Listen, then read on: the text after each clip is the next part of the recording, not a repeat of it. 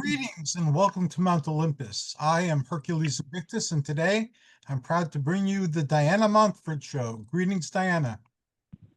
Hi there. How's everything? I hope everything's going well. Everything is fantastic. I hope that all is going well with you too. Everything is fantastic, and it's about to get even more fantastic because of my fantastic guest, Emmy Award winning actress and writer, Ms. Louise Shaffer. You know her from her long tenure on Ryan's Hope and other daytime dramas. She's a true daytime immortal. She won an Emmy for her wonderful work. She is a graduate of the Yale School of Drama. Yes, Meryl Streep, we're looking at you, girl. She is absolutely brilliant, a lovely, lovely, lovely person, beautiful to look at. Here she is, Ms. Louise Shaffer. Hi there, how are you? How are you? I'm fine, a lot better after that intro. Thank you so much. My pleasure, my pleasure. So let's cut right to the chase. Where are you from?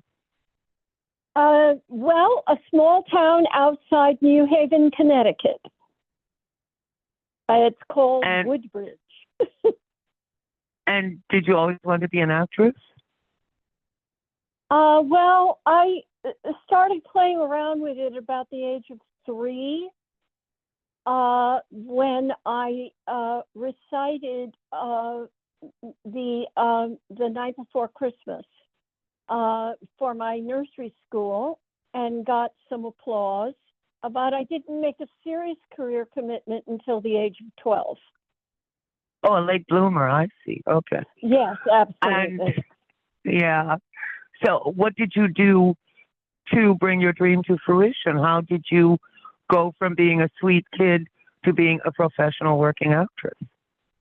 Well, my first job actually was at 15. I did work for a broken down old, back in the day, and boy, does it date me. Back in the day, we used to have summer theaters. It was a really big thing. I did a show called Mrs. Wiggs of the Cabbage Patch.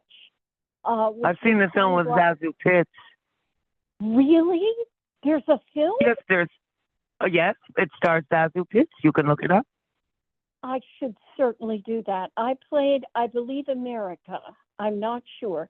There were 3 daughters. Anyway, that was my first professional gig. But what I really did to start it all off was when I was 12,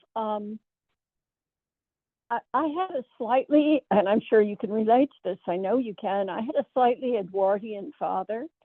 And I had been reading Theater Arts magazine for quite a while at that point. Somebody gave me a subscription to it. So I had a business plan for myself of how I planned to get trained and what I wanted to do and how I saw the trajectory of my career to stardom. And so I had a meeting in my father's office and I pitched my business plan to him. And he actually thought it was a rather good one. And it included going to the American Academy of Dramatic Arts, which I started at the age of 15 also. I worked that summer in at the Southbury Playhouse doing Mrs. Wiggs. And then that fall, I did that fall, I started at the American Academy of Dramatic Arts. And I used Wonderful.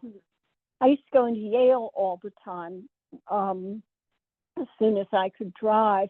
Yale at that point, and wow, am I dating myself? Yale at that point was not co-ed.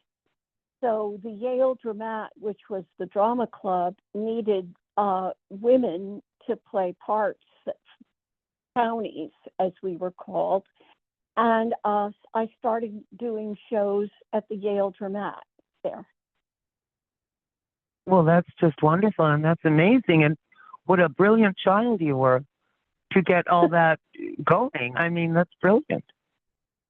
Well, I came out of a family that, and again, I'm sure you can relate to this. I came out of a family where they kind of felt childhood was not in of itself all that valuable, except as a training to be an adult. Yeah. So, you know what I mean. And so basically, for quite a while, I'd been thinking very seriously about what I wanted to do as an adult. I mean, it had been on my mind for quite a while. And I had theater-going parents. My parents loved the theater. New Haven at that point was a town where all the plays that were going on to Broadway was a tryout town. So Absolutely, yeah. We saw just about everything. I saw the original Carousel. Oh, wow. At the age of 3. And so I had seen a lot of theater. My parents also took me into New York to see theater. So I've really had decided on a career by the age of 12. Now, okay, you're doing Mrs. Wiggs. You're being one of the ingenues, one of the young women at Yale. But okay, we know so many people who get off to a good start and then become receptionists. What saved you from that hideous fate?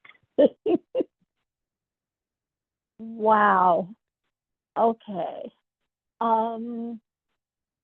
Partly, I was a type, I think, that was kind of what people were looking for TV. I was blonde, I was blue-eyed, I was about 5'7.5", almost 5'8". I had that kind of blonde girl thing that got cast a lot in the 60s and 70s, to be honest. Well, okay, may I say something? You're a very sophisticated type. And we all know actresses who sadly were just bound and determined to be the next Marilyn Monroe. And it never worked because there will be no next Marilyn Monroe. But you, on the other hand, were clever enough to go with your natural type to be an elegant sophisticate, which, let's face it, is sort of in short supply in show business. And basically, you cornered the market on that kind of type. Well, it was kind of wild. There were a bunch of us that would usually show up at auditions, and we would show up at auditions for Jif commercials, Clairol commercials. Let me see, what other kind of commercials did I did Jif, I did Clairol, Dove, dishwashing liquid, young mommies, kind of what everybody wanted to think young mommies were like. And daytime, we also were the right type for daytime. I never was the sexy type. That just wasn't me. But I did feel that kind of young suburban mommy thing for commercials. And then for soaps, for some reason, and I've never really understood it, I slipped into a category of kind of the rich bitch.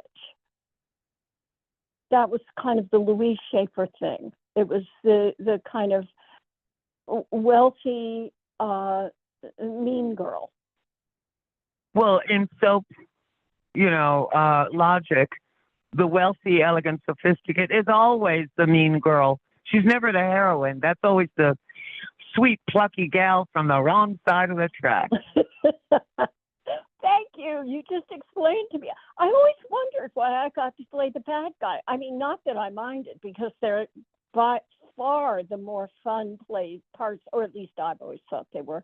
But I always used to think, wonder what it is. I have deep set eyes. Is that what did it? Why did they always see me as the kind of rather haughty, but definitely the bad girl? I mean, the one that was always out there scheming and everything. So, are they picking up on something about me as a human being that I don't know? Well, you just told me. That's wonderful. Thank you. You're welcome. So now, you've had great, great, great success in your career.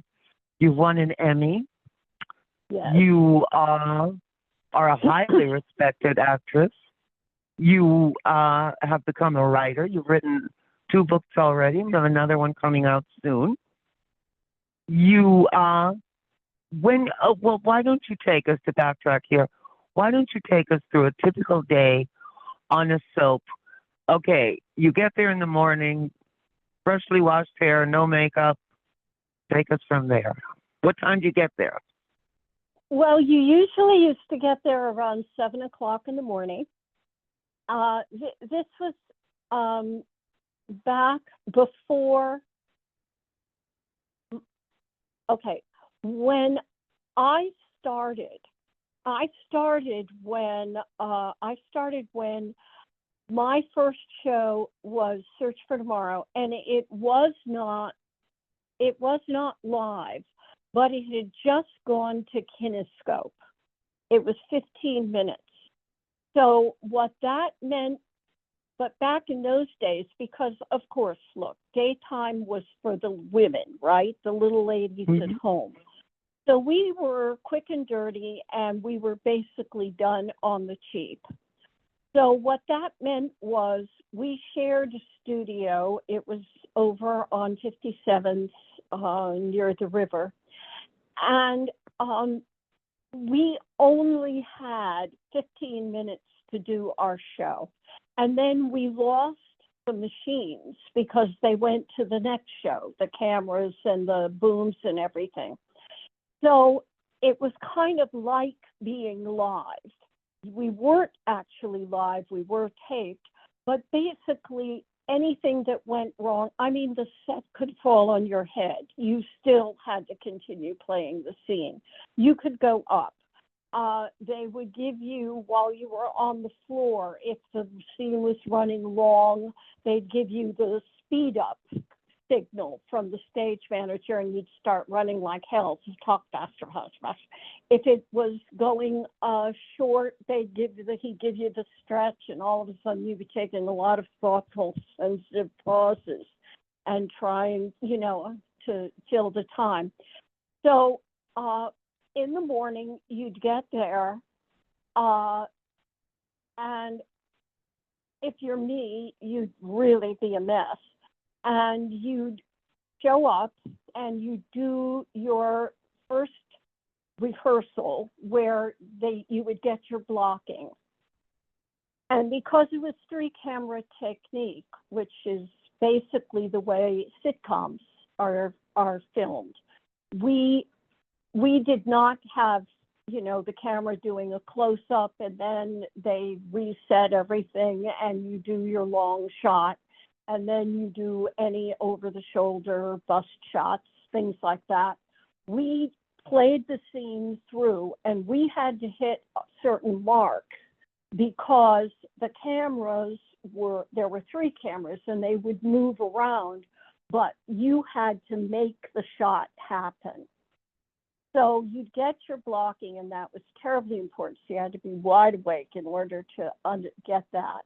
And then you do a run. And then you'd go to hair and makeup, and then you'd do a dress, and then you'd get notes, and then you'd do the show. And like I said, once you were in the studio with your cameras, that was it. You did it. And when I very first started out, they also did commercials in the studio. So Spick and Span, for instance, they didn't do all of them. Some of the commercials were already shot, and they'd be shot in during the intermission breaks.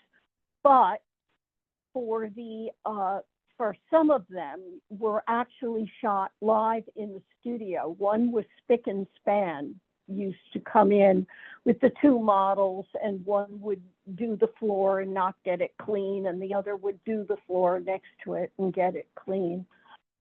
So that was the very beginning for me. And then we went on to, that Excuse was me. Would that have Yeah. been in the early 60s, give or take? Yeah, it would have been, let me see, when did I get started? Lordy. Yeah, it'd have been in the late 60s, mid to late, yeah. Uh-huh. And that kind of was the basic schedule throughout my career. Now I understand, after I left, which was in the 80s, they started shooting, and they would shoot the show straight through.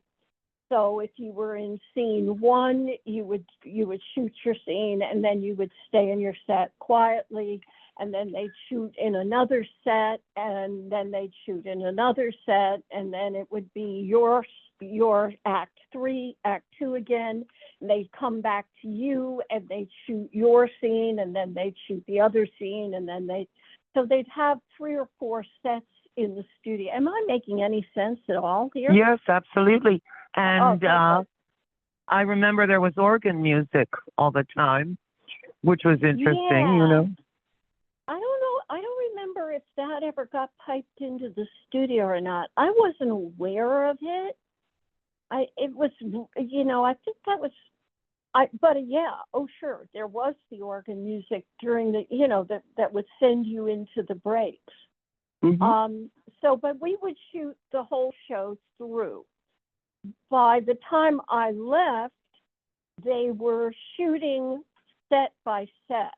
So, for instance, they would shoot if you were in the living room, they'd shoot all the scenes that happened in the living room. So which was easier as an actor, because daytime being daytime, very often the stuff you were dealing with was meant to be very emotional.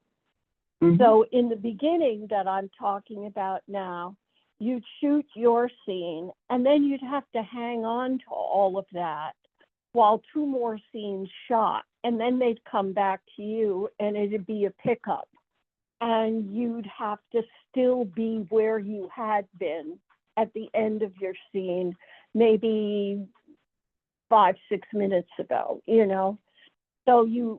So when they started shooting everything on the set, you had more continuity. Also, later on, by the time I was on Ryan's, they had more time, because each show had its own equipment and cameras. You weren't sharing with other shows, so they could stop if they had a boom shadow, if the set happened to fall on your head, if somebody went up on a line, which still happened quite rarely because you didn't want to go into golden time.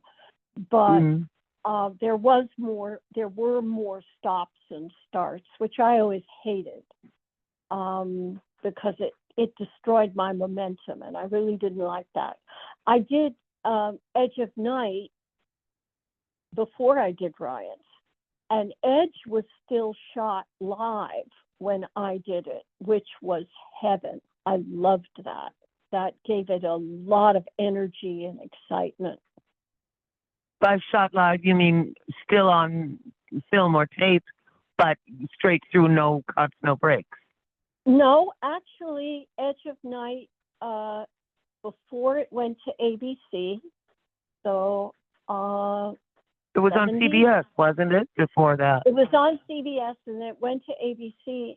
And while it was still on CBS, it was actually live. It went Oh my God, live. I had no idea. Oh, Yeah, I'm glad I didn't know that. I would have had a heart attack for the poor actors, thinking, please get it right, please get it right. Wonderful. No, Diana, it's the best to be live and have that adrenaline going for you. It's fabulous. Good, good, exciting. good. It's right. Yeah, You're and it's right like theater, actually. Yeah. Yeah. I loved it. I loved it. And I played on that show. I played a dual character. She was a split person. Well, what we used to call split personality. I think there's a much better technical term for it today. I think they call them multiple personalities now. I don't know. But I was Josie Serena. That was and so I'd be running across the set, and the hairdresser would be running alongside me, pulling one wig off and sticking another wig on me. And, we'd be changing my clothes, my outfits. Yeah, it was a lot of fun. Well, one was a sweet, nice girl, and one was a real bad chick, wasn't she? Yes. Josie danced on. Yeah, Josie was fun because she came as close to a kind of sex pot as I've ever been allowed to play. So she was that, and then Serena was the sweetheart. Well, and then they took that and they used it on One Life to Live for Vicky. Yeah, they did exactly the same thing. They just stole it from your show, Well, I don't think they stole it. I think it's an odd.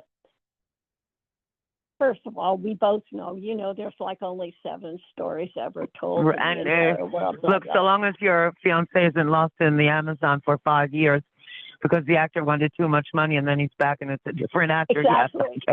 Exactly, of course. Or, he was decapitated, but it didn't really happen that way. Yeah. Yeah. I think, well, certainly multiple personalities. I mean, if you've got to tell stories that have a narrative arc that have to go for 18 months to 2 years, I mean, an obvious story is dual personality, split personality, multiple personality. That's to a degree. It's like the old time theater thing of melodrama, like the 19th century, when people they wanted thrills, chills, and spills. They didn't want nice drawing room, Noel Coward stuff. They wanted the real deal with all kinds of drama going on, much like the Latin telenovelas do today. Exactly. And, there are certain, for the type, and I refuse to apologize. Yes, it was melodramatic, and it served a real purpose. To digress for a minute, after I went off, after a show I was on called Where the Heart Is went off the air, I was doing The Women on Broadway. I just was standing by for Marion Haley Moss, and I was doing some bit parts because The Women has like 58 million parts in it. And I was in my dressing room, and I was looking down on the street, and all these ladies were coming out of the bus they'd come from, and they all looked very well and healthy and were having a good time. And, it's a great joy to work for people like that. But then I had a letter on my desk, on my dressing room table, from Where the Heart Is, which was a fan letter that it was one of the last fan letters that the show got before it went off the air. And we all got a copy of it. The studio sent us each a copy of it. And it was from a woman who said that her mother had been very, very ill, and she had died. And while she was in the hospital, she used to watch our show, and she wanted to thank us because her mother couldn't cry for herself, but she could cry for us. Isn't that beautiful? And to me, oh my goodness, when I thought about that, and I thought about the work I was doing at the moment, And then I thought about the service we were able to give someone through the soap. It just, you're right, it was beautiful. It felt very good to think that I'd been a part of something that was able to do that for someone. Oh, the So soapsman, I myself would not leave the house until 4 o'clock in the afternoon. I was taking care of my grandmother during my 20s Yes. until I was almost 28. And, you know, it was time to do the food shopping and everything. And I'd say, wait until the soaps are over. And I would I mean, we could be, the larder would be bare. And my grandmother was urging me, go out and do the I'd wait. And I wouldn't leave until the soaps were over. And that was that, you know. The house could be on fire. I'd say, wait, fireman, let me watch the soap. Oh, thank you for saying that. And we also were very often the only form of entertainment. A lot of women in rural areas who, you know, were not going to be going to live theater or maybe even to the movies, but we were there for them. And so even though, as you well know, the soaps have been put down, they've been, people make fun of them, you know, they've been mocked for years. I always felt we did something. We gave people something that was necessary. So I never apologized for the fact that it was melodrama. Plus, I mean, if you want melodrama, let's take a look at Shakespeare, for God's sake. Yeah, really? You know, so even though... listen, I can't tell you how much. Listen, when my life was real crap, I was living in a small New Jersey apartment in a small New Jersey town, taking care of my dying grandmother, and that was like that was what kept me going. Those damn soaps, they kept me going. I wondered, I wonder what'll happen tomorrow. I wonder if so-and-so's going to get together. I mean, this was like life. It's a lifeline, you know, really, truly. Thank you. And I think thank you. I felt that way too. And, you know, coming out of Yale, where, you know, doing Broadway was considered being a cheap commercial sellout. I mean, if you were a Yale trained actress in my generation, I don't think they're as silly now, but in my day, you were supposed to want to go into repertory theater and give everybody your head a gobbler, right? I mean, that was supposed to be the great... And God save you if they found out you auditioned for a commercial. You were just a pariah. You were the lowest of the low. Exactly. You weren't even human. Exactly. Yeah. Oh, I mean, you didn't dare go to any of your Yale reunions. I mean, you just, no, I've died, please. I'm not, you know, so I came out of all of that, and there was a lot of scorn for daytime. My feeling is the scorn was because it was for women. It was a woman's medium, and the guys, and meanwhile, war pictures win Academy Awards. A tedious bore like Patton wins every kind of award there is to win, and really exciting, interesting stuff like a daytime drama is dissed as, oh, that silly stuff, you know? And look at what daytime drama did. I mean, yes, we did a lot of hysterical blindness. We did a lot of amnesia. We did a lot of hokey stuff. I will agree with it. I will admit to it completely. We also, if you look at it, Aggie Nixon did a story about uterine, they called it back in the day, uterine cancer in the 60s. That's what my mother died of, yeah. Yeah, exactly. And when not only were we not admitting that there was such a thing as cancer, we weren't admitting publicly that women had uteruses. And Aggie Nixon got that story on the air because a friend of hers had cancer. And she gave it to a beloved character on Guiding Light. And she got baskets full of letters saying, you know, I had been feeling badly. Women didn't know about pap smears back in the day. That's what they were called back then. And she really literally saved lives. I mean, Yes. in and around the melodrama, daytime, because again, women couldn't, and you know this from your own mom, women had a lot of trouble getting positions of authority in television, and particularly as writers and head writers or showrunners, as we call them And now. we will go into that because you became quite the writer. But yes, you were saying? Yeah, I know. This is my soapbox. Okay, this is my big thing. You know, so there were a lot of women doing daytime who were incredibly well trained, and this is where they could get jobs with some kind of authority. Well, Leela Swift, who made a huge name for herself with Dark Shadows, and she, you know, spearheaded the beginning of it.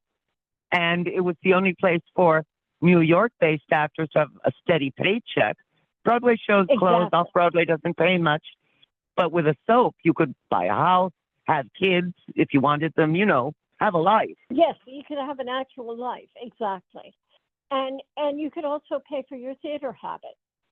I mean, most of us would do showcases and all you know, at night, because your show would finish at 3 or 4 in the afternoon. You go home, take a quick nap, and go to the theater. Exactly, yeah. And by the way, speaking of soaps and their groundbreaking things, on One Life to Live, circa 1968, they did an amazing story with Ellen Hawley about a woman of color passing for white and her interracial romance with Dr. Larry Wolek, and then her coming out as a woman of color and having, by the lights of those days, a race-appropriate romance with a black detective. And this was unheard of. And her mother was played by the woman who played the grandmother in Raisin in the Sun. Soaps have always attracted great actors. And Another World did a drug story when we weren't doing drug stories on television. And Young and the Restless did date rape when nobody was talking about date rape. So, well, no, it was tough to see going on a date as rape. You thought, you know, if I walk through Central Park at midnight, I'll be raped. But if I go out with John, I won't be raped, you know. So, yeah. And, he just got impetuous. You didn't think of it as rape, really. Exactly. No, it was just, you know, you somehow, some way you asked for it. To me, you know, daytime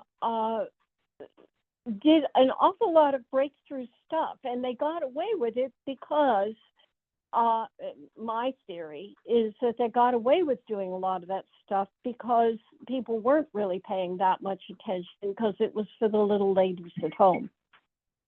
And women didn't really have a voice, so no one cared what they thought. So long as they bought the spick and span, that's what counted. Yes, exactly. As long the real, I mean, we didn't in the beginning. We didn't even go into studios to audition for parts on soaps. We would go to the advertising agencies to audition because the soaps were really a part of the advertising for the various different products. I mean, the advertising agencies were the ones that had the final say on the soaps in the beginey. Then later on, the networks started realizing that this was a money maker, that daytime was making a lot of money for them. And you started having network involvement. Some of us would have said interference, but in the beginning, it really was an arm of the advertising for the various products. Well, they basically ruined Ryan's hope with their interference changing it from a story about basically a working class Irish American family when there were a lot of Irish American working class people in the U.S. And they changed it to some bizarre, odd thing about, and they had a lot of young people all of a sudden to, jazz it up, and it just, they ruined it, basically, Well, Paul and Claire started that show. Paula Villamere and Claire Levine were the producers on that show, as I think you know, in the beginning. And then I never understood exactly what happened, but there was something where they had a deadline where if they were going to sell the show to ABC, they had to sell it. So they sold it. And then you're quite right. They still were powerful because they were the head writers of the show, but they no longer had the total control. And the ABC theory expressed was, we will keep this wonderful, as you said, this kind of very special gem of a show, which was unique because it was set in New York and it was about a working class Irish family, and it had a lot of reality to it. But we are also going to, so we're going to keep all of that, said the network, but we are also, because we want ratings, going to expand it, and we're going to give it a lot more glitz and glamour. And so to the point where the Ryan's bar became almost peripheral to the show. Exactly. Yes. And it became all about, big parties and all kinds. And they were trying at that point, and I can't remember exactly when it all started, Diana, but it suddenly became about the demographic. It was no longer about the audience in general. It was now a specific age range. 18 to 34 to get them hooked on products that they'll use for the rest of their lives. Yep. It's right, exactly. And when that started to happen, then things changed, because now the big money was coming in for shows that appealed to that age range, that demographic. You know this as well as I do. And they weren't worried necessarily about the loyal fans who'd been loving it for years. They were worried about getting that demographic for which advertisers would pay so much more. And not so incidentally, this is the 50th anniversary of the debut of Ryan's Hope. Yes, I know. And it's this year, isn't it? Yeah. Yes. And that is, and there are no soaps left, or very few, and most of them are online, the few that survive. And it's very sad that, I used to sell cosmetics in department stores, and in the break room, everybody would be watching a soap, at lunchtime and everything. So they've made a huge mistake in doing away with the soaps. Well, I think what happened was talk shows. I think talk shows, cooking shows, things like that, just were a lot cheaper to produce. Absolutely, yeah. Absolutely, and people like Jerry Springer brought such rank trailer park craziness to television. No soap could compete with genuine craziness. People throwing chairs and killing one another. Yes. And Jenny Jones with that horrifying moment when a gay guy confessed his love for a straight guy and the straight guy killed him. Not on air, but it just killed her show. I mean, this was the real deal. This was not cooked up in the writer's room. And I did not know about that. Oh, yeah. Oh, wow. It killed her show and her career. That was that. Goodbye, lady. See ya. I never really, it's funny, I never spent a lot of time sort of trying to understand the big picture, because my gig always was to try to get a job and do that character. And I kind of cut out understanding of the business models and the politics and all the other stuff that goes along with it. But Well, when I you're think doing that, I'm sorry, you do need a tunnel vision. You cannot get distracted by nonsense like reading Time magazine and worrying about Zimbabwe or something, you know? Well, and I don't multitask. So I'm somebody that kind of does one thing at a time. And also, I think I didn't really want to know a lot about what was going on with the industry, because it would make it would be a lot of pressure and a lot of anxiety. And I didn't want to think about those kinds of things.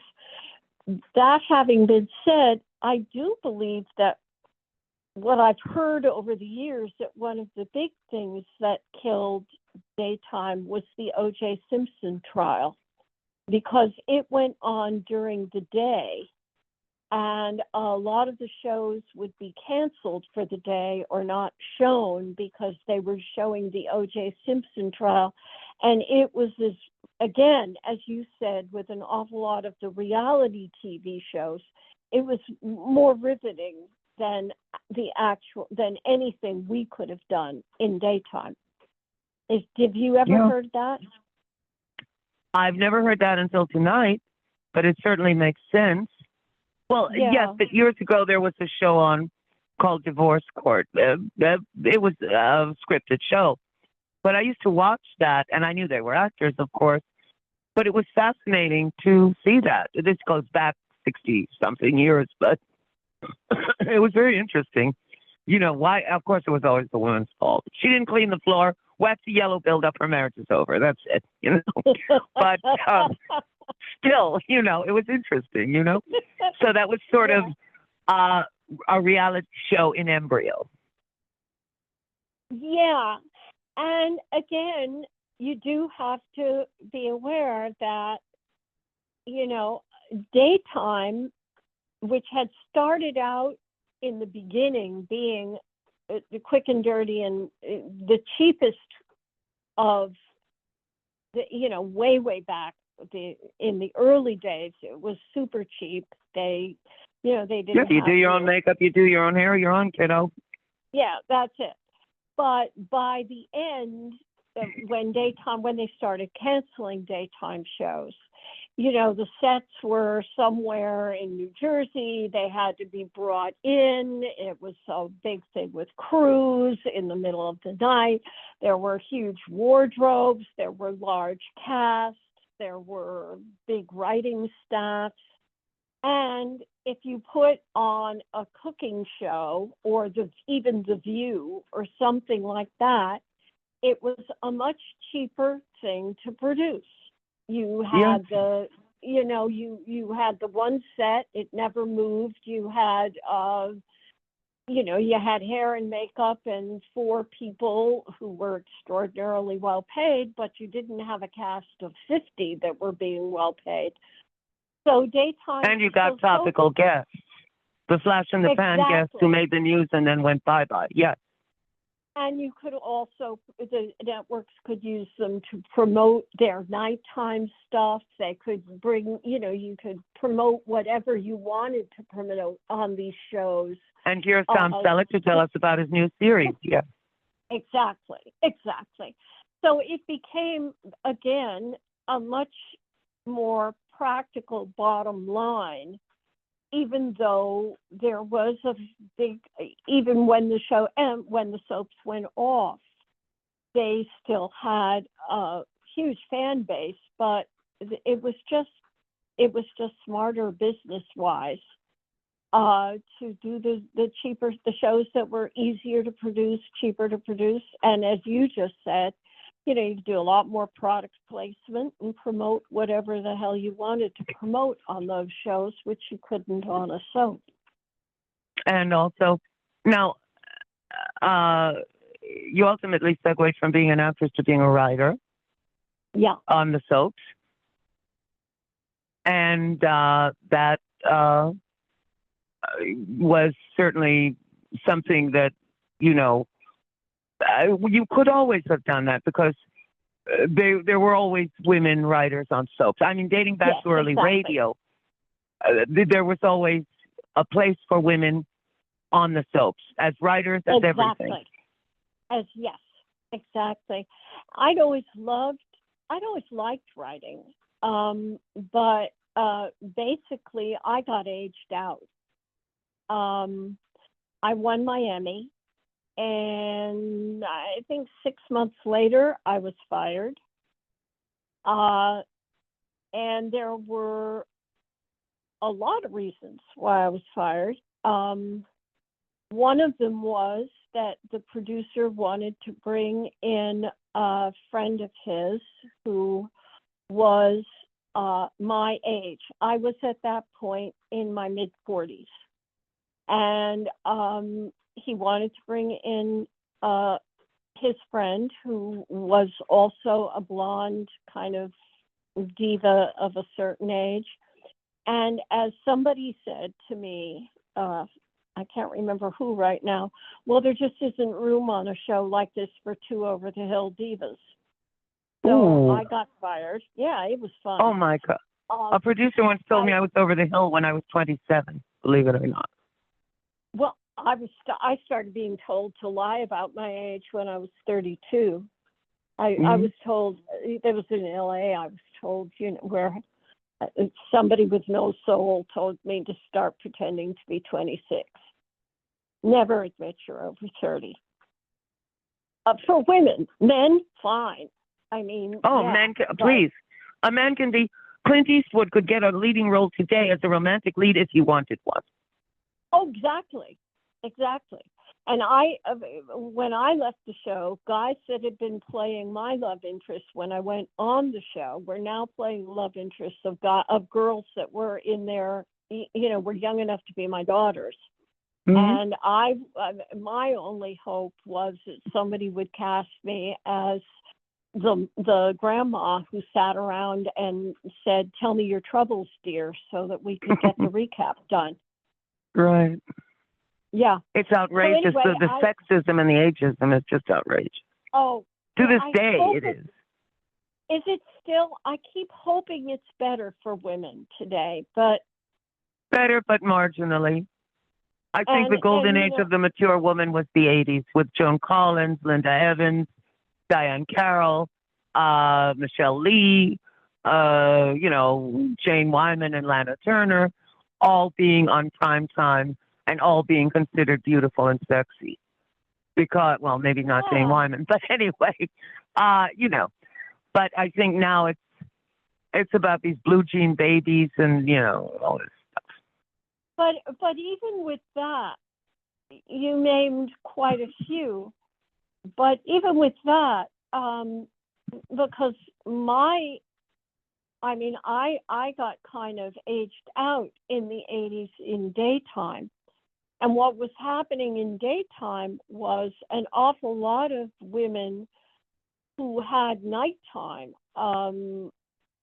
Carol Lawrence, for example, several others, Claire Bloom, were not able to get work, and they were going to daytime. So those of us who were still trying to get the very few old women jobs for older women were being pushed out because these women were having to, in the eyes of the industry, step down and take jobs in daytime because they. Well, Carolyn Jones spearheaded, what was it?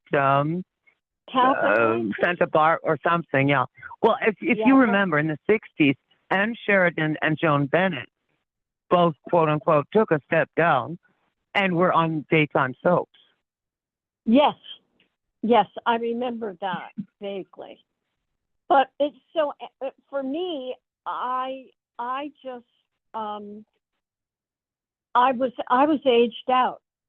every time, I spent, and there were an awful lot of very subtle and not so subtle suggestions from gentlemen who would take you out to lunch, from the various ad agencies and women who were running things at ABC at the various different networks, and they couldn't actually suggest that you get work done on your face, but they would sort of suggest that if you wanted to take some time out for knee surgery, you could do so. And I knew that I was never going to do that. So, well, you've seen the horror stuff. Madonna, Faye Dunaway, Priscilla Presley, beautiful Kim Novak ruined her face with that awful stuff she did. I never saw that. Oh. Anyway, I just kind of pivoted to writing because I knew I needed to make a living, and well, no, excuse me. I hope I'm not being too personal, but you had a very unusual, modern day, by today's standards, relationship with your husband. You earned the money. He took care of the house. Yes, he was my late husband was a house husband when very few men were doing it. Yeah.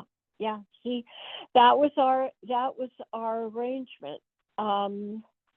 Strangely enough, that was my parents' arrangement too, except my father never did any housework. My grandmother did, and we had a lady come in now and then. But yeah. Well, my husband was a wonderful supporter of my career. He really so was my father. Why would he go to work when he could send her out to work? Yeah. No, Raj handled everything, including. You're blessed. You know that, don't you? Oh yeah. I really was. Raj was a story I love to tell. Raj was the reason I won my Emmy. Tell us about it. We only have a few minutes. Okay, very, very quickly.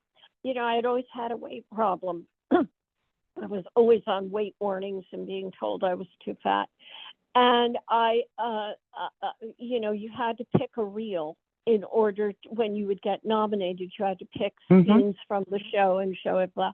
And I got nominated like 3 or 4 times, and I never got it. And Roger asked if he could see my reel, and he saw my reel, and he said, "Sweetheart, it's a great reel for everybody else in the scene, and it's a bad reel for you. What are you doing?" And I said, "Well, I had to pick scenes where I looked good." And he said, "You picked scenes where you thought you weren't looking fat, right?" And we had a big fight about it. Then he and my agent went in and repicked my reel, and that was the year I won. I know. Isn't that great?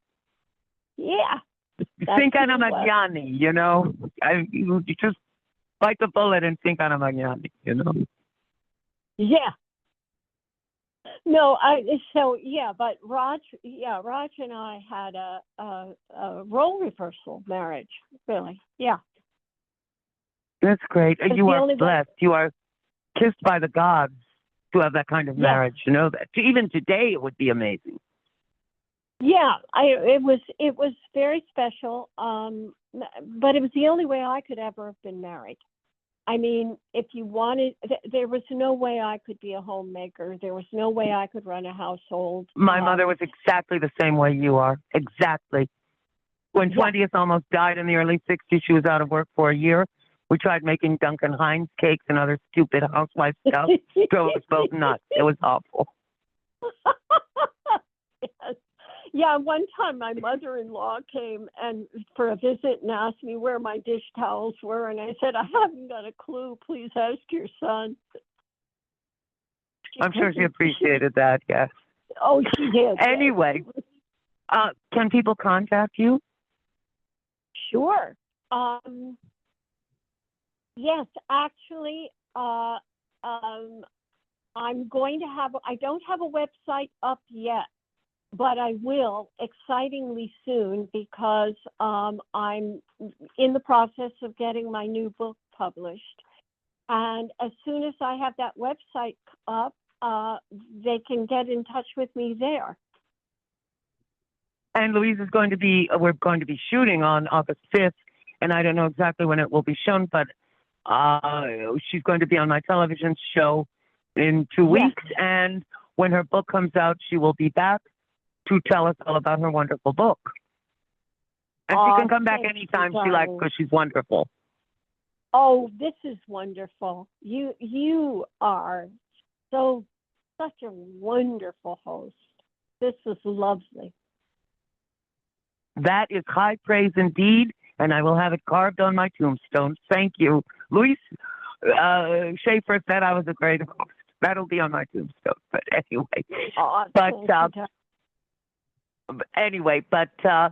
So when can we look forward to the publication of your book? I don't know yet. I've just sent it off to the publisher. This is a really exciting time for me.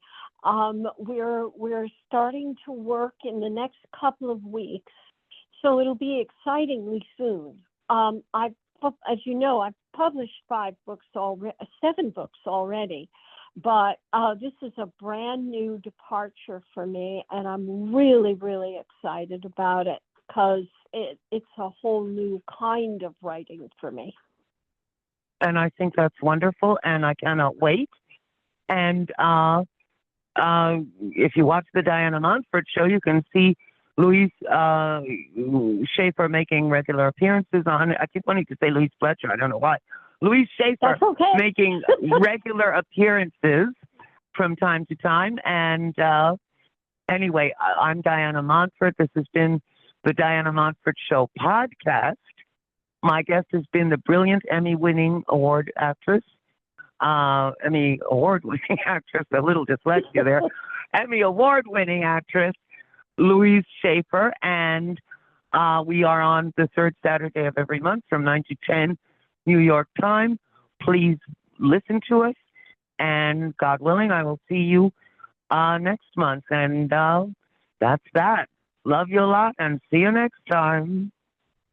And thank you both for an entertaining and informative show. I look forward to your future guest spots on Diane's show. Okay, bye. Bye. Hey, darling, bye. It was lovely. Fun.